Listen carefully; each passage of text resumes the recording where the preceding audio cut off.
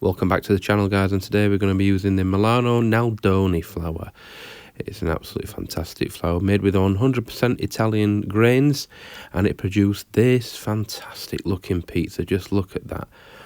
Absolutely delicious it was. Look underneath, it cooked absolutely fantastic. Now we are going to be doing this over a 12-hour cold ferment. So the protein levels on this one are 12%. So we need 630 grams of water, just adding that in, and we need 2 grams of instant yeast, and we need to mix those together. Just make sure that the instant yeast is nicely dissolved in that water. So once they are, it's time for the flour. So start to gradually add that in, and then mixing it with a fork. So just add it all together. And first impressions on this, it was a really nice flour. A little bit lumpy to start off with, probably could have done with a bit of a sieve, but never mind. So as we start to gradually add that in, looking fantastic, and we'll put the fork back in. So thank you very much to everyone who's taken the time to subscribe, comment on our other videos. You really does help out the channel. And if you've used this flour before, or you've got any questions, as always, please feel free to leave a comment. Even better, please always consider hitting that subscribe button. It really does help myself and Oliver, and thanks to everybody who's done so far.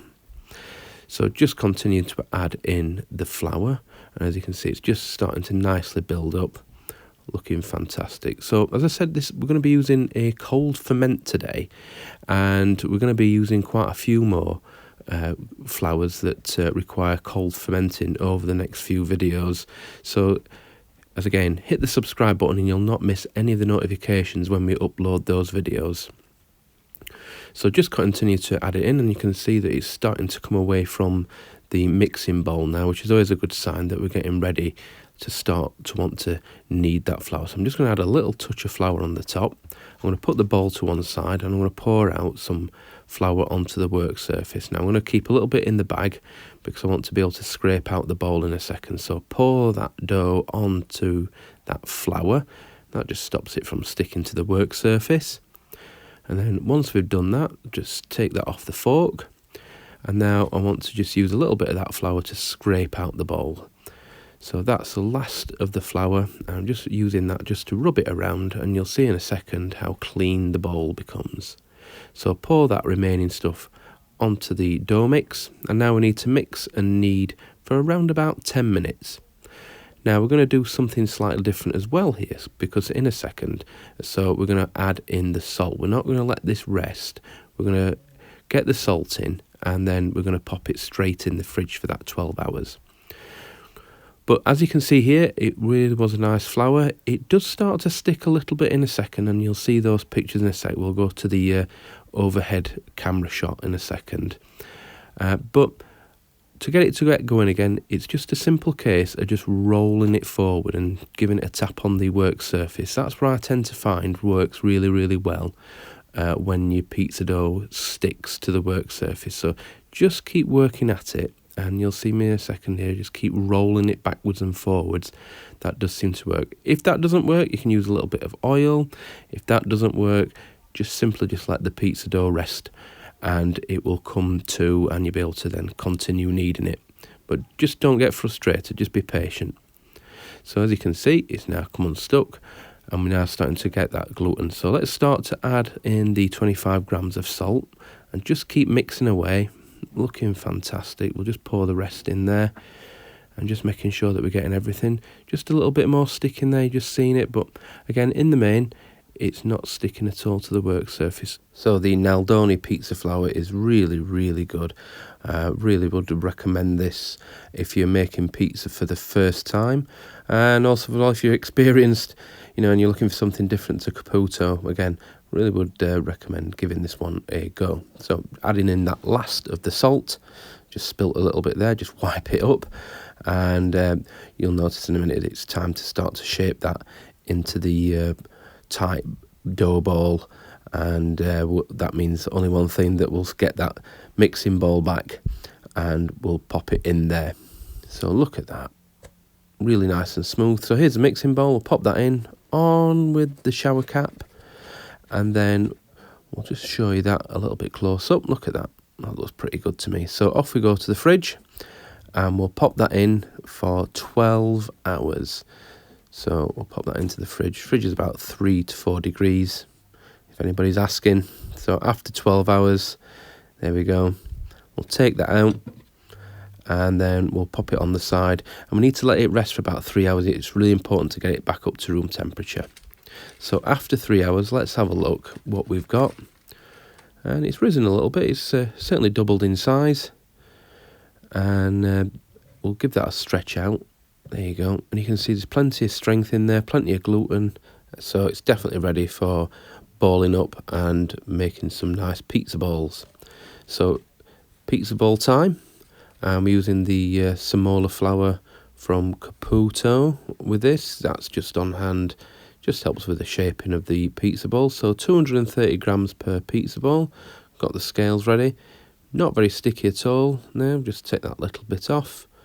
We'll pop that back in. 230. Perfect. Right, so just pop that into the Semolina pizza flour. And what you'll notice now is that it's not sticky at all. Look at that. And it's making a really, really nice, smooth pizza ball. Even after 3 hours on this particular day, the pizza dough was still fairly cold. So it's just making sure that that dough is right up to room temperature before we go popping it in a scalding hot pizza oven. So there it is, into the tubs. And we're going to let these rest for 4 hours. So they are before. And here they are after 4 hours, looking absolutely fantastic. Okay, it's pizza time. So I've had a request, can we make this a little bit slower, and can we explain how we stretch out the pizza base? Not a problem. So we need some Semolina flour. We need to put the Semolina flour into the tubs, and that just helps it become unstuck, comes out nice and clean. Next, we need to turn that pizza ball into the Semolina flour. Now, we need to work from the middle with his fingers, pushing right out to the edge. And we need to leave around about a centimetre of untouched pizza dough round the edge, and that will form a nice fluffy crust. If you push the air out, you'll end up with a flat crust. And then we need to lift it up, and then we need to work that between our thumb and forefinger like you would do with a bit of a steering wheel. Wipe away the Semolina flour. The flour will burn in the pizza oven, and you'll end up with a very bitter tasting pizza. So it's really important that you remove that Semolina flour and don't put the pizza base into it. So a bit more of a stretch. And because you've let the dough relax, it will shape a lot easier. You only get spring back on a pizza base when it's not ready for forming, and the gluten will be really tight, and that's what pulls it back. So as always, we're using the Mutti tomato sauce, 1 tablespoonful, just a little bit more, just to cover that gap in. But you don't need a lot of tomato sauce on there. Then we're going to add the Parmigiano, and we're going to give that a nice sprinkle around into the Mutti tomato sauce. Looks absolutely fantastic. Next on is pepperoni. Some people put the meat on top of the cheese, some people put it on the side. I prefer to put the meat on first and then the cheese in between. But what's your preference? Leave a comment. So on with that pepperoni. This one is from Asda. And then we're going to go on with some nice mozzarella. Again, those mozzarella pearls are from Asda, and they're really, really nice. So putting that in between the slices of pepperoni. And again, doing this extra slow, just so that I've noticed a lot of videos out there, everything's so quick and you don't really get that chance to see how it's actually done. So here you go. I've slowed myself down a little bit so you can have a little look. Then it's onto the peel. A slight bit of a reshape again, just making sure we're not disturbing that edge. And then we're going to pop the pizza into the pizza oven. 400 degrees is the surface temperature of the Gozney Roccbox, and that's plenty. I find that if you go to 500 to the maximum, you do sometimes end up with a bit of a burnt base. So the NALDONI pizza flour certainly has made some fantastic dough, and it's going to be looking like a fantastic pizza is going to be coming out here any second. So just warming up that turning peel. It's coming up ready for its first turn. Just observing the back edge of the pizza, and it's looking fantastic. Let's see what we're going to get. Oh, that looks pretty good to me. That looks really, really nice. Nice bit of leoparding on that edge of the pizza, so you can just start to see the edge of the dough rising up at the back of the oven again. Looking absolutely fantastic, and you can hear the popping and sizzling. It looks pretty good underneath. Just a little look just to see how that base is coming along. So just turn it in 90 degrees there, just a little bit of a turn. Looking absolutely fantastic. So now we'll just give it a full 360, just see how it's cooking all the way around. It's looking absolutely fantastic. None of this footage is edited or speeded up. This is the actual cook that you see. And another couple of questions are being asked from subscribers is, can you use this dough recipe in a normal conventional oven? Absolutely, yes. You can put it on your pizza stone, pop that in your normal oven, it'll cook just as well. So look at that, looks absolutely fantastic. There it is onto the board. Look at that underneath, looks absolutely fantastic. Listen. Beautiful and crispy.